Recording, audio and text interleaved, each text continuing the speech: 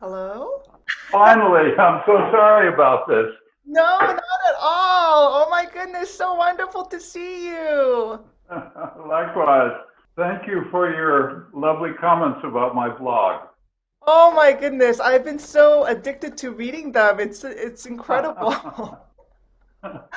My son Alexei is a web designer. So he said, "Dad, you've written a couple of books, and why don't you write a blog about music?" And I said, "I hate that word. Isn't there another word besides blog?" And um, he said, "Never mind that, Dad. How about writing something once a month?" And I said, "Well, maybe I can come up with a few stories, a few things for a few months, and then I'll run out." And that was almost 13 years ago. Oh So, wow. yeah. So, all of us have stories. As musicians, we have stories about wonderful music that we play, stories about disastrous performances, Yes.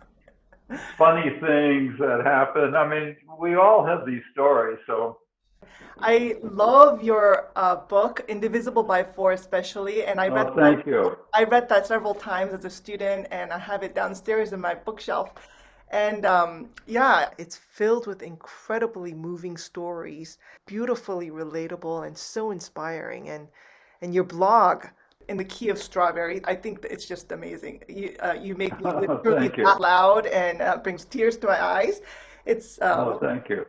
and Mr. Steiner, I'm just so thrilled and honored to have you speak with me today. I grew up, listening to the Guarneri Quartet recordings, and really, you have been my musical hero for many, many years. Well, that's It's wonderful to hear.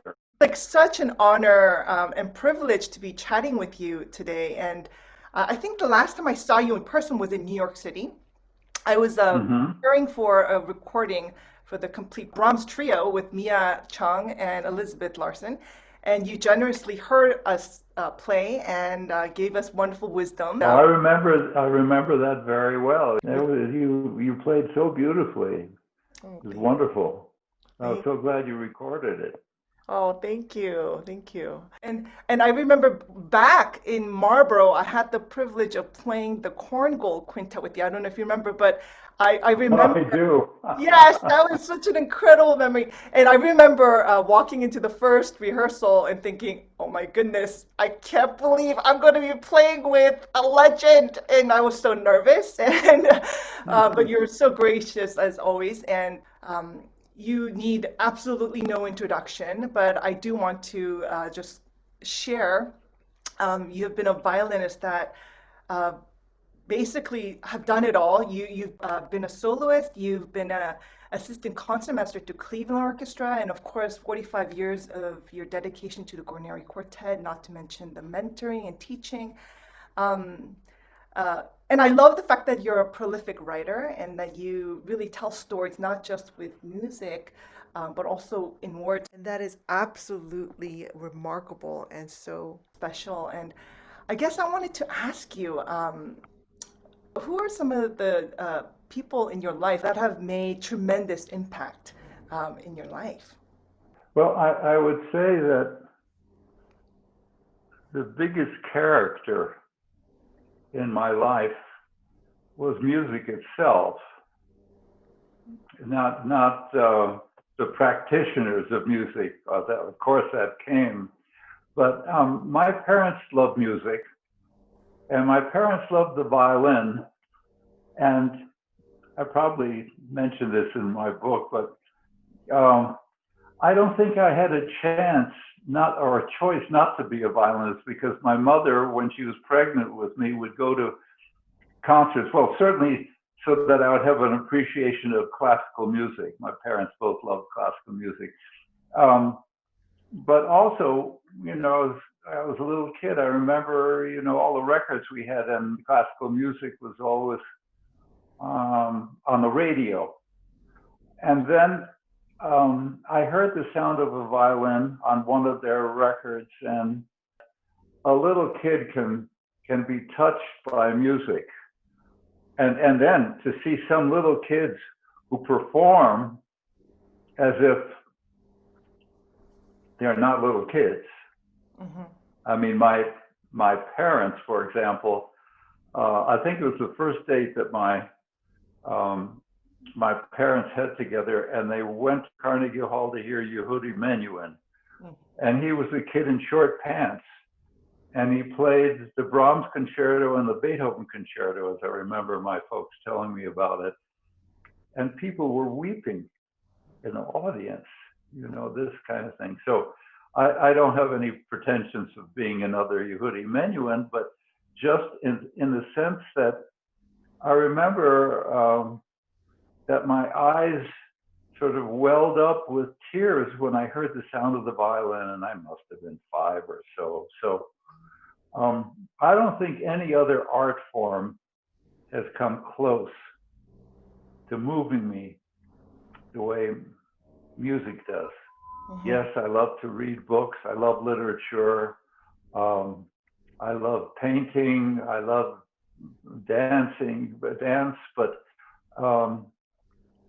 music is in an absolutely different realm, a different world for me. The way it can transport you and move you, and in a way educate you. Mm. So music was a big character in my life from the beginning. And then, of course, my parents' records of some of the great soloists of yesteryear, Jascha Heifetz and Misha Elman, and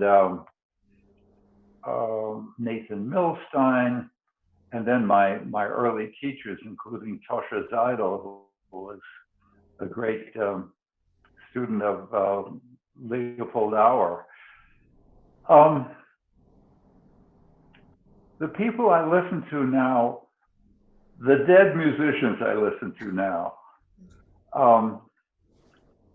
and I don't want to listen to music too much because, again, music moves me too much. So I don't like to listen to it as background music, and because it just takes over your life and your emotions so much, I don't listen to those dead musicians very often. But just to name a few, there's Heifetz, there's Menuhin. Almost above all, there's my last teacher, Joseph Szigeti. Yes. There is Arthur Schnabel, Maria Callas. Oh, lovely, yes. And then there's Billie Holiday. Yes. There's Nat King Cole. Yes, I read one of the blogs that you wrote. That was great. Yes, right. Those are the people I go back to who continue to touch me and inform my life in the richest of ways. And when I was, it was my son when I wrote about the music for the last blog about Biden and Harris entering the White House. I picked out some of the music I thought would be appropriate, but my son Alexei said, "Dad, why don't you provide links with this music?" So I had to go online and see what I wanted to pick. And it was just a roller coaster of joy for me. Yeah. I laughed out loud at some of the things. I listened to Little Richard, and I listened to I forget who the African American quartet was who sang about happy times, good times, and Hail to the Chief, and the Bartok Six Quartet. And I thought, well, there's going to be one or two of these on YouTube, but there are 5 million of them on YouTube to choose from, and also Messiaen Quartet for the End of Time. So, I just couldn't pick this one or that one without listening to them. Mm-hmm. So there was the early Juilliard Quartet of Bartók's Sixth Quartet, which was fabulous. Great piece, great performance. Mhm. So that's one of the many fringe benefits of writing these blogs for me. And do you find that when you're writing, does certain pieces of music remind you, and is that how you get triggered too? Because I know that your stories, is always intersecting with music. And has that always been like that ever since you were young? Were you always a writer? No, I scratch my head how I became a writer, because not only was I not interested in writing when I was young, I mean, as a student, I was very poor at it. Once in a while, I'll come across some of my student notebooks and I'm embarrassed. I begin to blush at how bad I was as a writer. And it sort of came about by accident. I remember after having this wonderful summer studying with Joseph Szigeti in Switzerland, which I still feed off of. His playing, his personality, his ideas. There was a 10th celebration of his life in New York, 10 years after his passing. And, they had all these bigwigs come and talk, and there was Isaac Stern, and there was Yehudi Menuhin, and they asked me to write something for one of the local magazines from the point of view of a student, which I did. And I got some nice feedback. They said, "Oh, you write rather well." Really? Oh my gosh. So that was sort of the beginning of it. And then we had this, our quartet, our Guarneri Quartet had this residence at the University of Maryland in College Park, and we went down there once a month. And one of our duties was to have an open rehearsal for students and visitors alike, with a question and answer period afterwards. And the question and answer period got really hot and heavy sometimes. The questions they threw at you, how do you manage to get along when you're always together? And what happens when it's 2 and 2? How do you decide? And one person asked, do you all make the same amount of money? Oh, I thought, well, do you pay for the cello on board? Yes. Oh, well, do you all split it, or does the cellist have? All these questions, but then serious questions about how you deal with this great repertoire. And that got me to thinking, I might want to write about this. And I had a good friend who was, and still is, a book agent.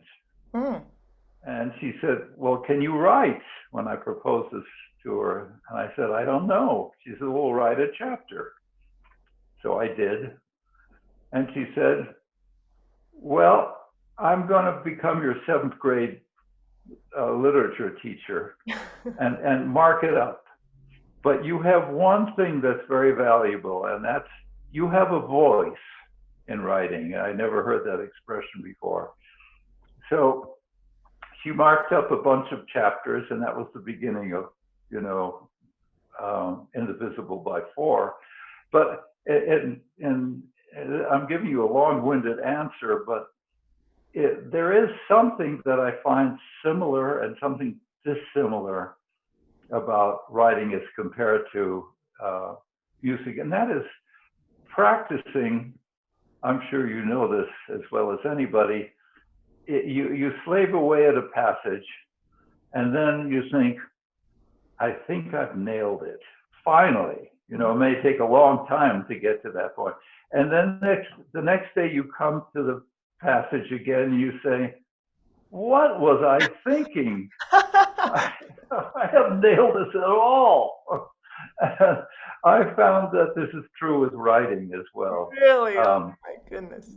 That, I'll write something, I'll slave away at a paragraph, and I'll finally say, done.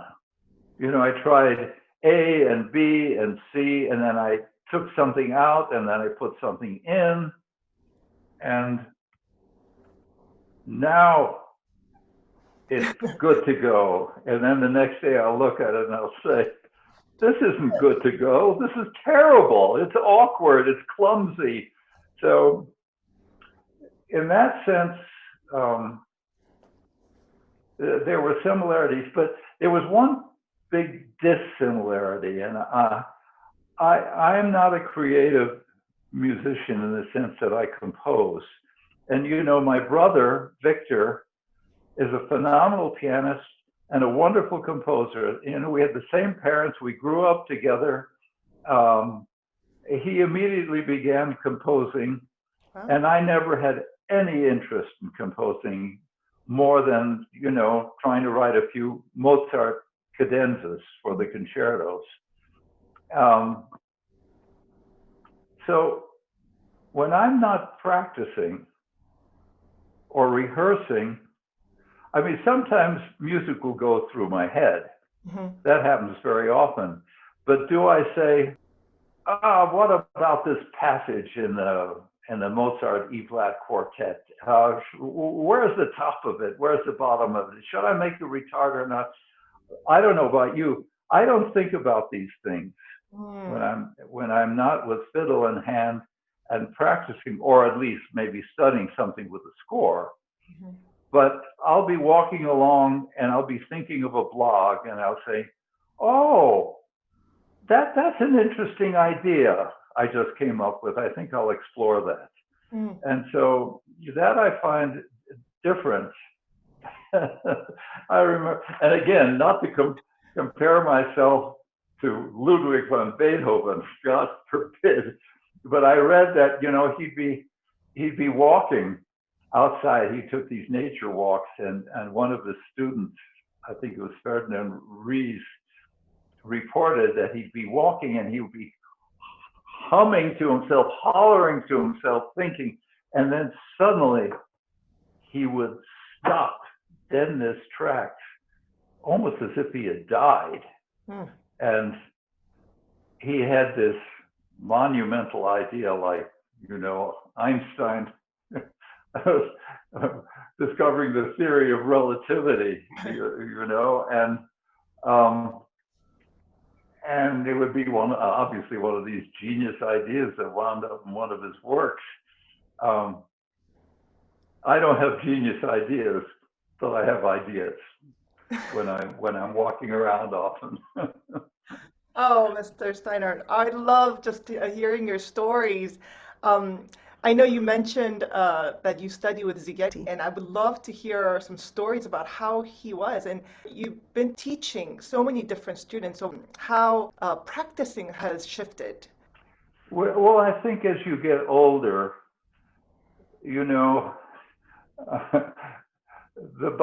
as the body begins to deteriorate, one hopes one gets smarter.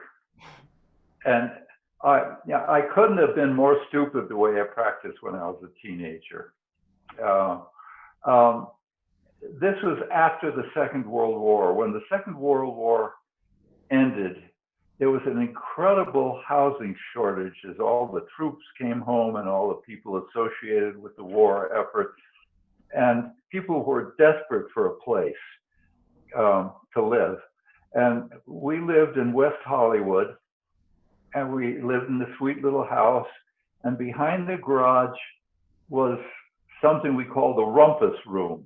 Mm-hmm. And there was nothing in it. There was no bathroom, there was no sink, there was no kitchen. It was just a room. But we rented it out because people were desperate, and they used the facilities in our house. And so we had a series of people who came through. And one woman moved in, and after a few days, she knocked on the back door and said to my mother, Mrs. Steinhardt, your son's practicing is driving me crazy. And she said, I'm so sorry. You know, he's 12 years old, and uh, do you enjoy classical music? And she said, well, actually, I'm a concert pianist, and and it's not that your son isn't talented, but what's driving me crazy is that he doesn't know how to practice. He just practices the same thing over and over again, fast, fast, fast, fast, and it hardly ever improves. So she came into the house, and my poor mother, who was not a musician, dutifully wrote down some of the things she said. You know, it's the obvious things that teachers say about practicing slowly, to walk before you run, practice in rhythms, you know, all these things. Uh-huh. And so that was the beginning of my consciousness about practicing. You know, when you're 15 or even when you're 22, you can practice the wrong way and your body will forgive you. As you get older, your body becomes more and more reluctant to forgive you for practicing 6 hours a day the wrong way, and even the right way. Why do you have to practice 6 hours a day? So gradually you become, you know, you begin to learn the tricks of the trade. My last teacher, Joseph Szigeti, was had all kinds of tricks. You know, I went to him to study music. He was a great artist, and I thought, you know, I had these wonderful violin teachers who, yes, they taught music, but they were big on technique, the foundations for a string player. Fine, but I thought I was hungry for musical input, and here I was in my 20s, and yes, I got that from Szigeti, but he also was consumed with violin technique and music and practicing ideas. So he knew the Bartók Second Concerto intimately, and I began to study it with him.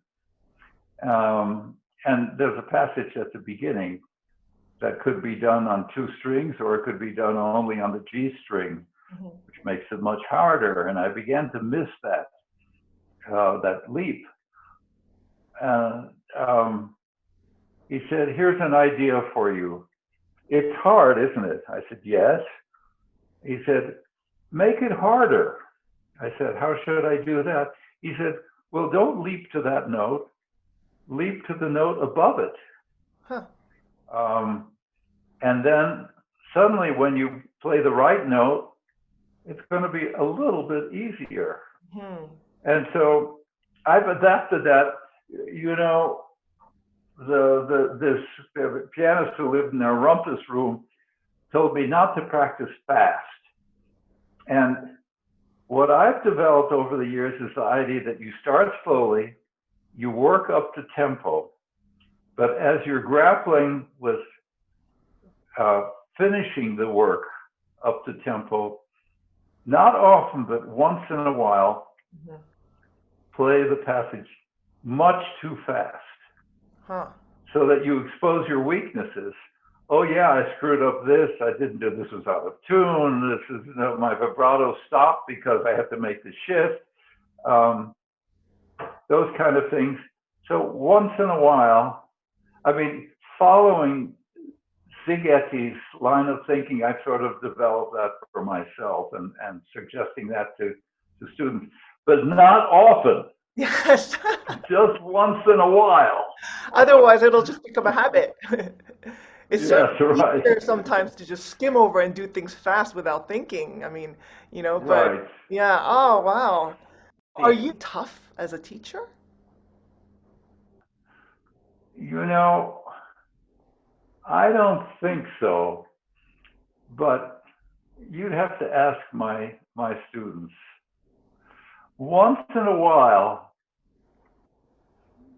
but very, very rarely, I've made a student cry, and I felt terrible about that. I really did, because that's not my intention.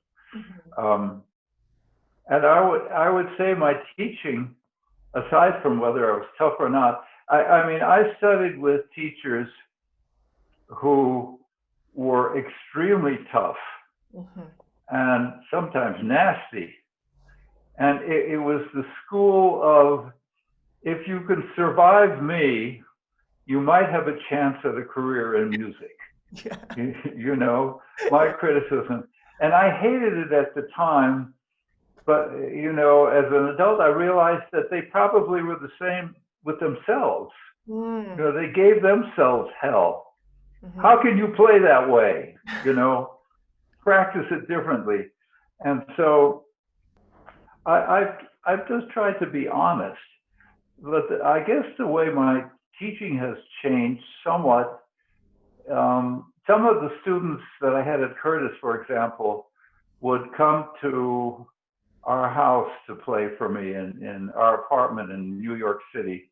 My wife is not a musician, but once after a student had left, she said, "You're a tyrant." I said, "I am?" She said, "Yes. You just say, do this, do that, play louder here, you're out of tune here, do that." And you know, I thought about that, and I thought, when I first started teaching, my idea was, this is the way I figured out this particular music for myself. So I'm going to teach you how to do what I do, which I thought was for the most part successful. And you can take that as a pattern, you know, and then go on from there.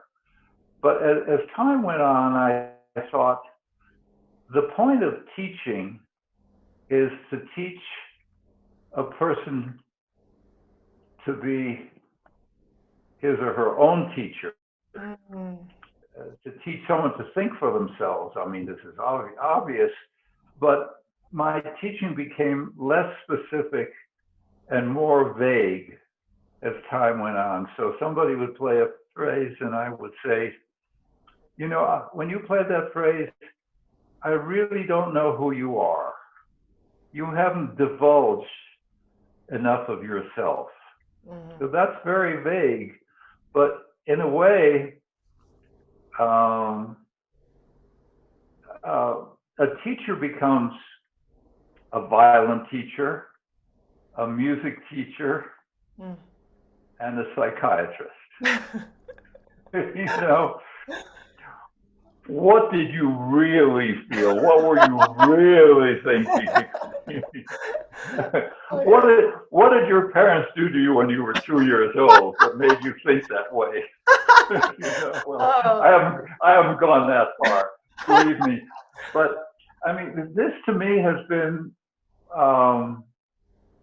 important when I think back on me as a young professional and as a student. That was the fear of showing yourself is part of the learning process. And if you actually overcome the fear and show yourself, people might not like you. They might not like who you are. It's pretty scary. I mean, it's scary all your life, I guess, but at some point you have to wake up and say, this is who I am. You can like me or not like me, but this is who I am as a musician, as a human being.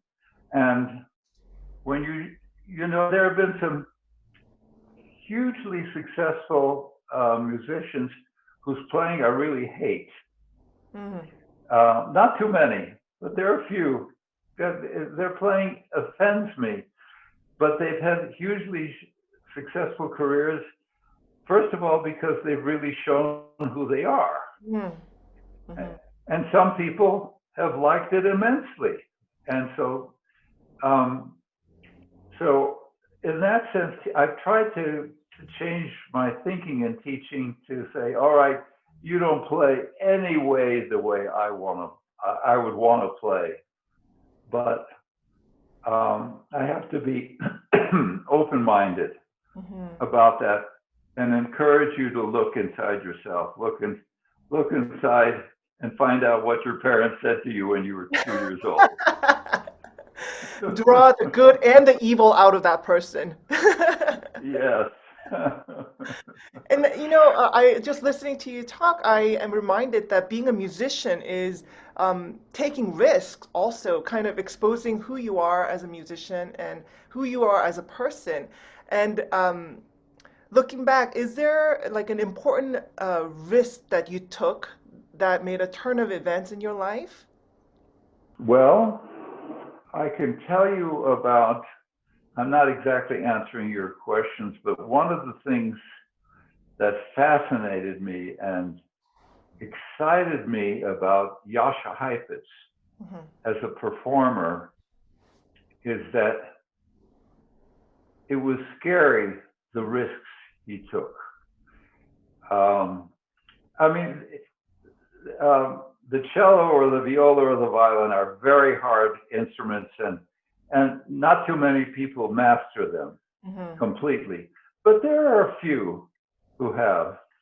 But there's some who have mastered the instrument but are not willing to take risks.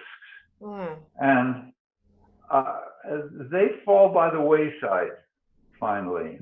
Mm. And I remember a quote of Heifetz saying, well, let's see, what was it? Um, Practice as if the world depends on it. Wow. Perform as if you don't give a damn. Mm. You know, he'd fly into a passage, and I'd almost talk to him. I was listening to him on my record. I said, Jascha, no, no, no, no, you're not going to be able to make this. Slow down. This is suicide. But of course, it wasn't. You Uh-huh. know, and sometimes with my students, I'll say, you play that passage in a way so that somebody listening to the audience who's just a music lover and who doesn't know the ins and outs of it would say, you know, that person is a terrific violinist, but that's a really hard part that Uh-huh. he's playing. Hmm. So you come to this fast passage that's hard, and the tempo begins to drag a little bit. I mean, part of what we do is being frauds, to present ourselves as, oh, this is just a piece of cake, this music.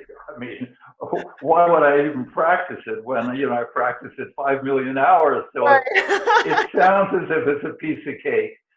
So I guess that sense of risk taking that I was reluctant to take, certainly as a student.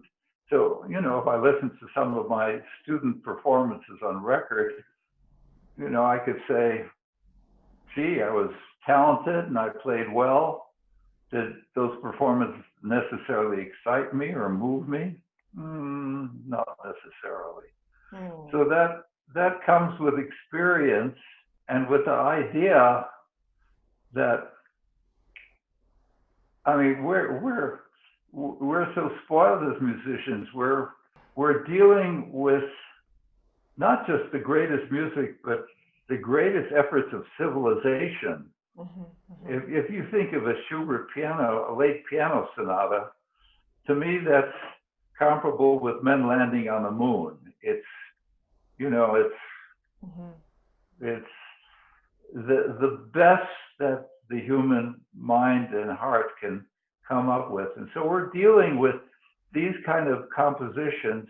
When you're playing the Schumann concerto, cello concerto, that's not just a piece of music. That's you've got, if you're going to play that well, you've got to dig deep down in yourself, right? Absolutely. So Mm. ultimately, if you don't dig down in yourself, you're just a solid musician and not an artist. Mm. And so that's what it's all about. If it's the Beethoven Symphony or a Mozart string quartet, or Messiaen quartet for the end of time, whatever. You're dealing with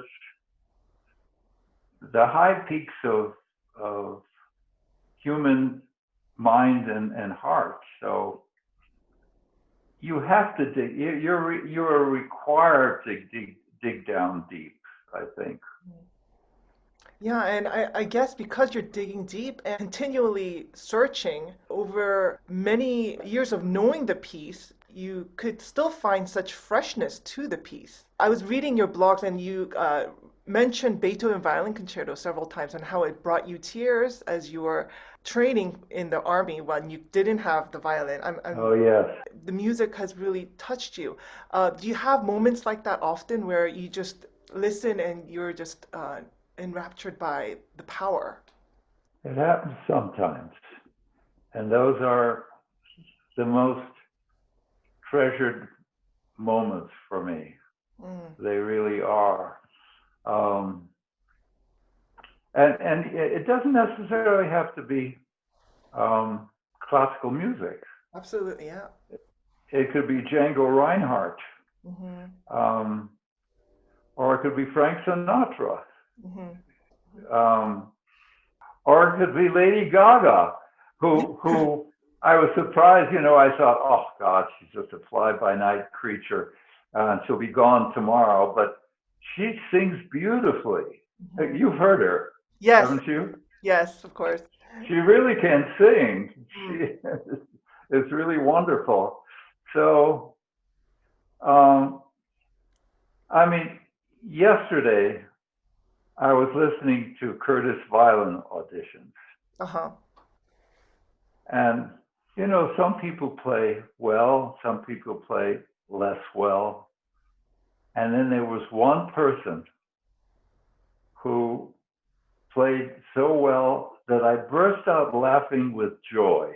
Oh, wow. It was, oh, this is a miracle. She's making magic. And how does she do it? And I thought, she's, maybe I should study with her. She shouldn't study with me, It was that feeling, oh my God, this is what music is all about. And it was a miracle. So, these moments in music, they come in surprising ways and in unusual directions sometimes. So powerful. Yeah. And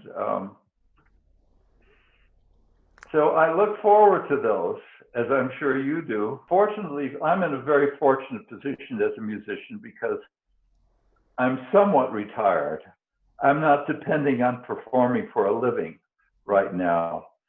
So I don't have the pressure that you and all your friends and colleagues have. But I admired so much what you did was it on YouTube? Yes. Playing for Christmas. Yes. I thought this is I take my hat off to you. Oh, it was just great, Sue. Thank you so much. And I feel that this year, this past year has been such a challenge for many musicians. We have, had to create new ways of sharing, and I've never really shared anything on YouTube or done any of those multi-track stuff before. And I feel that we're all pressured to create music in ways that we have not before and share it in ways that we have not before. And it's been challenging. And is there something that you would like to share with us as we are journeying through this? Well, have you ever read about the terrible plagues that swept Europe in the Middle Ages? This was serious stuff. I don't know if I've got this right, but I think 1/3 of the population of Europe perished. Terrible. And what was even worse is that nobody knew what was causing it. And so, there would be these terrible slaughters of people who they thought were of one religion or one race to in a futile effort to eradicate things. And this was terrifying.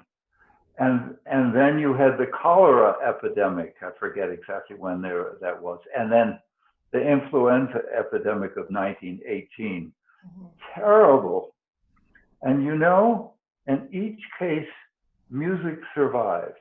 Absolutely. I remember reading about Antonio Stradivarius in Cremona, and he was the lucky ones he survived. But Cremona, I think, had the plague there, and I don't know if it was just before or just after.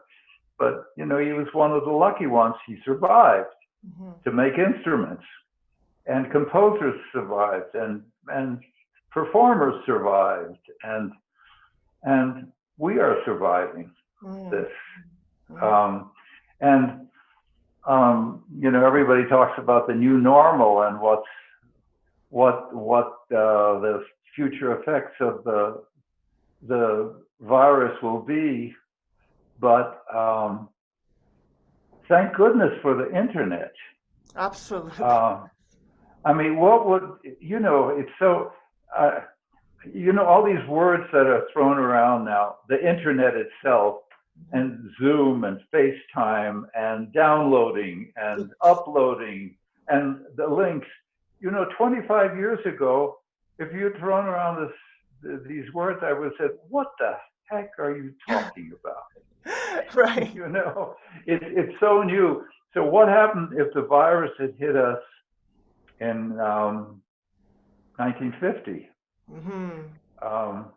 It would have been terrible. We would have been able to know at that point a little bit more about how to deal with it than from the 1918 influenza epidemic. But I mean, look what we are Mm-hmm. able to do now. I'm able to teach online. It's not as good as direct, but it's the new normal. Yes. And you deal with it. And somebody plays for me in Sydney, Australia, or Hong Kong, or Seoul, and I'm able to say, that fingering was all right, but would you consider playing that on the D string rather than on the A string, just to get a different quality of sound? I mean, the internet is good enough for those kind of things. Mm-hmm. It might miss a lot of important nuances, but it doesn't miss a lot of them. So maybe there'll be universities and schools and conservatories that'll be completely online in the future. Who knows? Yeah, what a strange time, and but it is getting hopeful. So I'm looking forward to the hopefulness of what is to come. And the vaccines are now out, Yes. which is kind of a wonderful thing. And I'm going to get mine before you get yours because I'm older than you are. Yeah. Good. Actually, my husband is a doctor, an oncologist, and so Really? he actually had his shot already, and he's doing well. And I check with him. I'm like, "Do you have 6 toes now? How are you doing?" and he's doing okay. Oh, that's nice to know. My daughter is a midwife, Oh, wow. and so she's had her vaccination as well. Her first. Oh, Has wow. he had a second? No, he's gonna have it this coming week, Uh-huh. second. So Okay. So where are you? I am in New Jersey the past 5 years now or so. And when did you move? Well, I was living in New York City. I moved to New York City in 1964 when our quartet formed. Mm-hmm. And we lived in the same apartment for 46 years. Wow. And I played in Santa Fe so often, and in Albuquerque also. And my wife and I just loved being here. And we flirted with the idea of buying a place and we couldn't afford it, and our kids was growing up, and I was running around the globe performing. But now, 2 years ago, a house that we knew that was built by a couple that were good friends of ours came up for sale. And we said, let's go for it. So, I mean, the house was it's a wonderful house that was in ghastly shape. So we had to wait a couple of years for it to be renovated. But we moved here a year and a half ago, basically. We sold our New York apartment and moved here, and we love it here. I still teach at Curtis, although now online. When did you graduate from Curtis? I graduated in 2001. So you studied with David? No, I studied with Orlando Cole. Oh, you studied with Landy? Yeah. Oh, good for you. Good for you. He was such an incredible teacher. So where were you born, Sue? I was born in Korea. Yes, but you must have come here very early because your English is flawless. So I was born in Korea, but then I moved to Canada when I was 8 years old. And so I studied in Canada, and then I moved to in the US. So I've been around. So I have so many Korean students that if I could, I could teach in Korean all day long. But the only thing I know how to say is 연습 많이 했니. That's great. That's a very scary question to ask, actually, coming from you. I'll be like, oh my goodness. See. Oh, wow. And do you have a lot of students currently? Well, I don't teach a lot. I've never taught a lot, and I admire somebody, and my teacher, Ivan Galamian at Curtis, I mean, he taught from the beginning to the end of the day, every day. And he was always on, He was not only a great teacher, but his staying power through the day was amazing. I don't think I would worry about teaching like that myself, because first of all, I think I would lose energy and I would fail my students, because I find it requires an enormous amount of concentration to really be all there. And so I've never as a performing musician, I didn't have the opportunity to teach a huge amount, but I never wanted to teach many students because I didn't feel I could do my best that way. And some, at Curtis, Peter is fantastic. Ida Kafavian, incredible teacher from the beginning to the end of the day. So I admire that. Well, and of course, she does everything. She does everything for us. She's a great musician, great violinist. And Pamela Frank also. I admire them. I see. And I actually always wanted to ask you, back in the days, you'd be traveling all the time, and with so many concerts, is there certain tricks that you would do, certain rituals or routines? Did you practice a lot? If you don't practice, you can't play well. I was not one of those genius types who could play well without practicing. So I certainly was very mindful of that. I had a roommate at Curtis. We shared an apartment together, and as I would be practicing, and as he was leaving the apartment, he would say to me very cheerfully, "Those who practice need it." And I wanted to strangle him, but I needed it, so I practiced. And with the quartet, my gosh, I mean, I don't have to tell you, you played chamber music. there's aside from the huge musical challenges in this noble repertoire, this is hard stuff. Mm. Some of the passages to me rival or are even more difficult than some of the most difficult solo passages in the solo literature. So practice I had to do, and all of us in the quartet did. I mean, David Sawyer was practicing seriously to the end of his life. Mm. He was serious, a serious practicer, Mm-hmm. and you know, to a certain, I mean, there's a point where it's too much practicing, and then it's you're in danger of hurting your body and shutting off your mind, the creativity in your mind that you need. That's another thing. But no, and the idea of practice in the quartet, practice, practice, practice.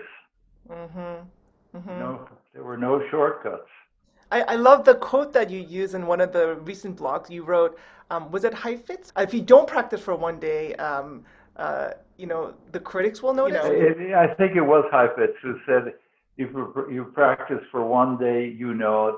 Practice for 2 days, the critics know it. If you don't practice for 3 days, the whole world knows it. That's just so funny. Yeah.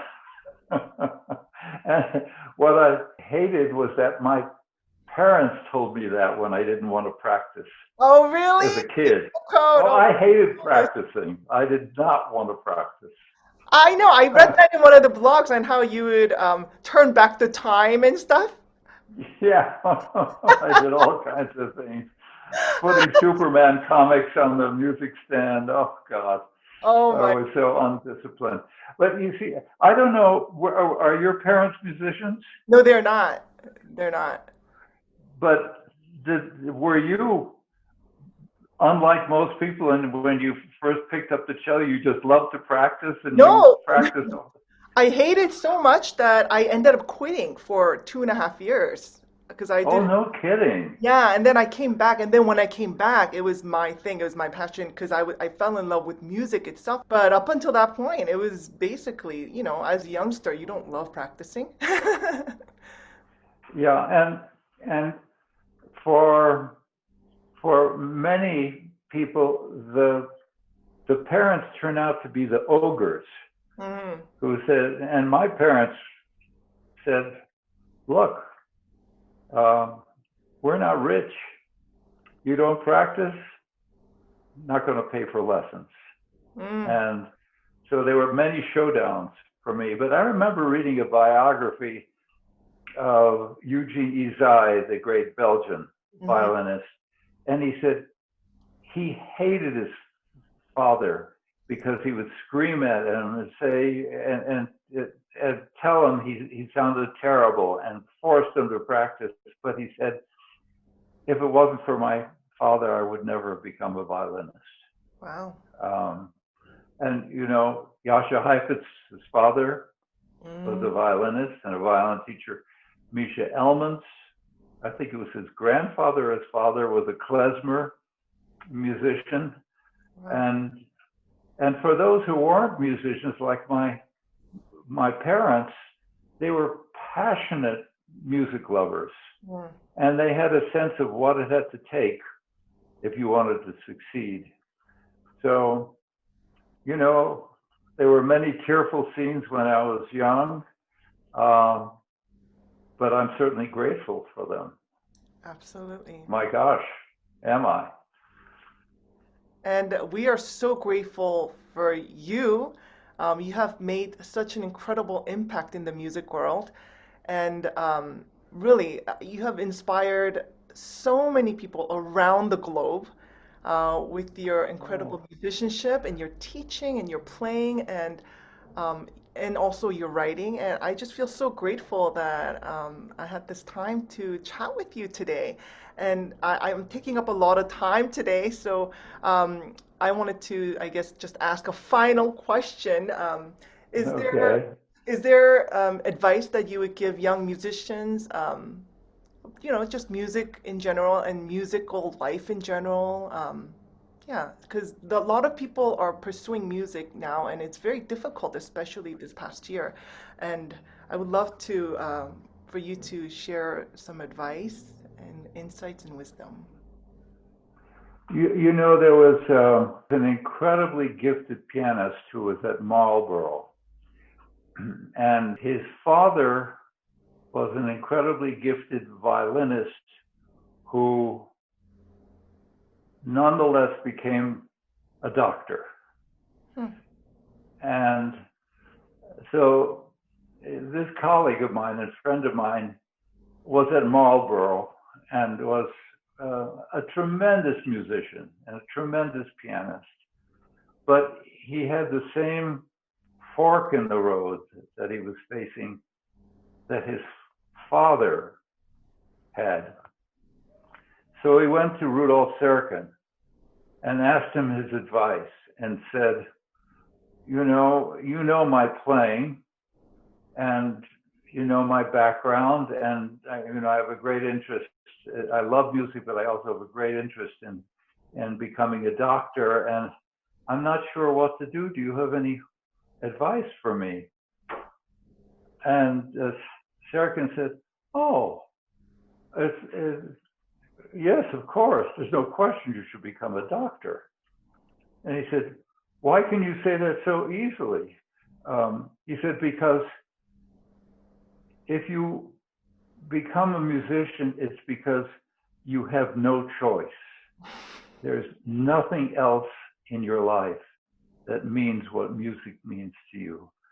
Even if you fail at it, in one sense or another, it has to be all consuming. Mm. And so I thought that was pretty interesting. And I never had to face that choice completely, although, I was so naive. I was a kid, a teenager, and I was playing all right. And people said, well, what do you want to do when you grow up? And I'd say, oh, I want to be a concert violinist. So I had no idea what that meant really, or what that meant in terms of art and in terms of commerce. Mm. But my personal story, I find may be interesting to other people, because when I entered Curtis, not only did I not think about chamber music, I didn't know anything about chamber music. I don't think I had ever played a string quartet in my life before I came to Curtis. And my idea was the idea of many of my fellow fiddlers. I wanted to be the next hot soloist, and I practiced the repertoire and entered the competitions. And chamber music was wonderful, but that's for enjoyment, for inspiration. But a career, no. It never even dawned on me all those years at Curtis that I would play in a string quartet for the bulk of my adult life. But gradually, my enthusiasm, my love for chamber music, and finally for the string quartet, became so big that I don't know that I would have ever, if it hadn't, I don't know that I would ever become a successful soloist. But it became so big in my life, so meaningful, that it pushed everything else out, basically. And at that point, we started the quartet, and we made a big success, but we had no idea what would happen. When we formed, we didn't have a manager. We didn't have any concerts. We didn't even have a name for our quartet. And but we had a passion for what we were doing. And I think that also extends in terms of musical career, a passion for maybe a certain type or a certain period of music. suddenly somebody has this passion. You know who Laurie Anderson is, don't you? Mm-hmm. She graduated as just your run-of-the-mill violinist in Juilliard, as I remember. And she had this passion for new music and for new ways of making music. And she made a huge career. That was her passion. Somebody else decided, oh, I just love the Baroque era and early music. And even though followed a traditional musical education in one of the conservatories, went that direction. Or in, wild, off the beaten path contemporary music. There are all these things, and to me, what's the engine, not necessary for success, is passion, the passion for something. So these are tough times, tough even without the virus. Classical music is in a fragile condition right now. What's going to happen? So cultivate your interests, follow them, develop them, and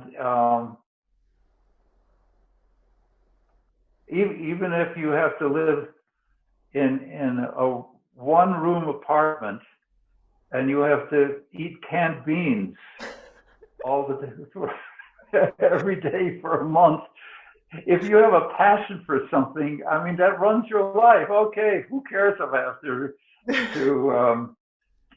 eat canned beans? I'm following this incredible, exciting path I've discovered. So that's sort of my vague advice for people. And there's so many examples of that. And for string quartets now, I think it's when we started, there were very few string quartets, and the idea of making a living was a precarious idea. Now there are too many string quartets all trying to make a living. And so what has to happen is that you have to have, well, call it a niche, or you have to have a specialty along with playing the general repertoire.